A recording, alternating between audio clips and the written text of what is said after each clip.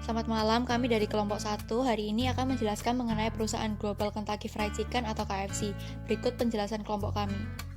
Yang pertama, jenis international business, yaitu franchise. Franchise atau waralaba merupakan bisnis yang memberikan peluang bisnis yang memberikan pengembangan dalam bidang ekonomi seperti hak menggunakan merek, logo, dan teknik operasi dengan mendapatkan bayaran berupa royalti.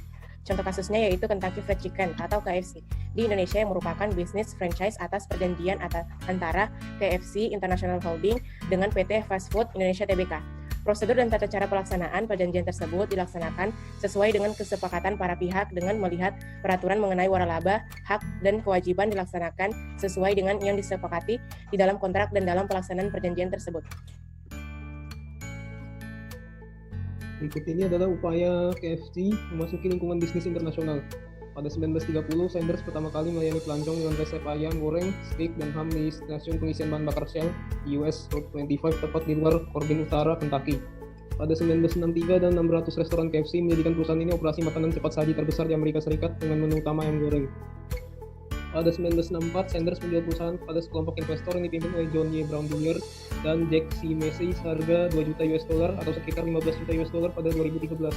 Hubungan ini telah mencapai 3.000 outlet di 48 negara pada tahun 1970. Dasar keberhasilan ada 4. Yang pertama, KFC mengolah pencampuran kesepakatan dengan kreativitas serta sumber daya manusia. Kesulitan sangat jelas terlihat dalam cara ketiga unsur sistem KFC, yaitu para waralaba, manajer, dan pemasok yang saling berhubungan. Yang kedua, berani melakukan inovasi di negara tempat beroperasi agar bisa beradaptasi. Yang ketiga, menjadi yang pertama dalam kategorinya dan mendominasikan diri dengan melakukan ekspansi hingga internasional. Sebagai contoh, ayam goreng yang renyah dengan resep khusus. Yang keempat, memperhatikan kompetitornya dan mengejar ketertinggalan. Sebagai contoh, ketika McDonald meluncurkan produk McDonald Nugget, lalu KFC tidak mau ketinggalan dengan meluncurkan Kentucky Nugget.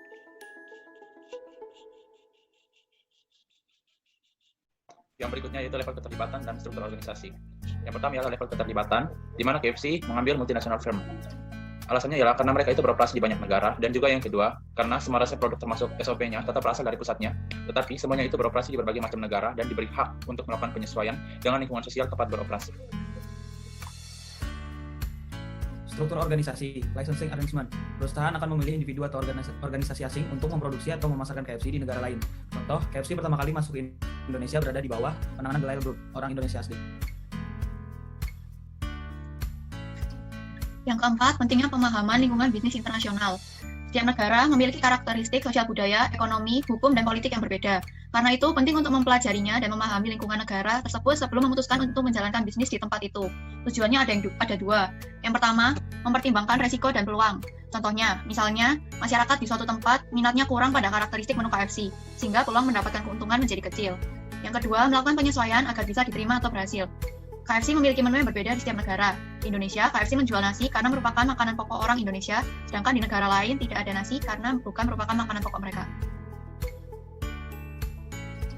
Cara penyesuaian. Yang pertama adalah faktor ekonomi dari negara atau tempat yang melakukan bisnis menjadi faktor yang sangat penting. Sementara untuk bisnis atau usaha skala internasional harus memperhatikan kondisi dan keadaan dari ekonomi global. Beberapa pertimbangan utama meliputi tersedianya kredit dan jumlah pendapatan disposable di pasar tertentu. Baik inflasi dan tingkat suku bunga dan GDP negara tertentu adalah faktor ekonomi lain yang dapat menghambat atau membantu usaha pemasaran Anda. Sebagai contoh, di sini KFC menggunakan metode penetapan harga geografis yang disesuaikan dengan daya beli di negara tersebut. Di sini ada 3 strategi penetapan harga yang digunakan KFC. Yang pertama adalah metode penetapan harga geografis, yang kedua adalah metode penetapan harga diskriminatif, dan yang ketiga adalah metode competitor oriented pricing. Yang kedua, faktor politik mencakup masalah hukum dan peraturan yang mengendalikan industri dan bisnis perorangan. Ada beberapa masalah yang perlu dipertimbangkan di sini, termasuk keputusan fair trade, undang-undang anti monopoli, pajak, upah, dan kegiatan pemerintah lainnya yang dirancang untuk melindungi kelas yang berbeda dalam masyarakat. Yang ketiga, legal. Sementara, Pemendak nomor 7 garing 2013 tentang pengembangan kemitraan dalam waralaba untuk jenis usaha, jasa, makanan, dan minuman membatasi gerai yang dapat memiliki dan dikelola sendiri, maksimal 250 outlet. Adapun selebihnya, harus dikerjasamakan dengan pihak lain, terutama usaha kecil dan menengah UKM di daerah, dengan mewaralabakan untuk penyertaan modal. Untuk nilai investasi sampai dengan 10 miliar, jumlah penyertaan modal dari pihak lain minimal 40%, adapun untuk nilai investasi di atas 10 miliar, jumlah penyertaan modal minimal 30%. Sekian presentasi kelompok kami, terima kasih.